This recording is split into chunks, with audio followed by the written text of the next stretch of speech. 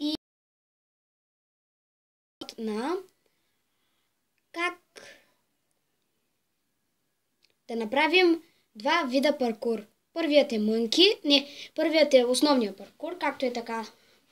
Слагате ръцете, нали? И си прескачате нещо. Вторият е мънки, дето е така го прескачате. Добре, сега. Аз ще го правя в моята къща, на баба ми. И няма геймплей, защото съм на баба ми къщата. И нямам компютър, нямам нищо, имам само един таблет. И така, да започваме. Основният паркур се прави много лесно. Просто гледаш да се фърлиш колкото можеш по-надалече и все едно правиш лицеви опори. И главата ти трябва да е на разстоянието, където са ти ръцете. Ей така.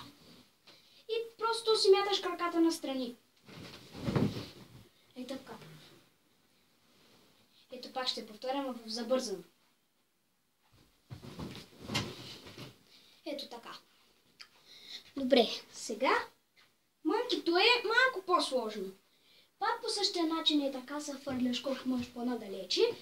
Ама този път не е с лицеви опори, а пък трябва да ти са... Трябва е така да ти стане. Е така. Трябва като се метнеш и да можеш... Само да влезна нещо. Добре, като се метнеш и да можеш е така да ти станат ръцете. Мяташ се е така. Мяташ се. И гледаш и отскачат ти ръцете. Както си се метнал, да ти отскочат ръцете. Ето нещо е такова.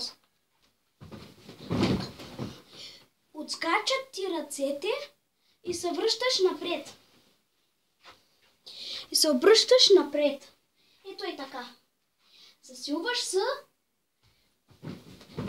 и да ти отскочат ръцете и да се шибнеш и да ги отпуснеш, че да стане по-голяма инерция. И това ще бъде за клипа. Надявам се да ви е харесал, да ви е помогнал и до скоро!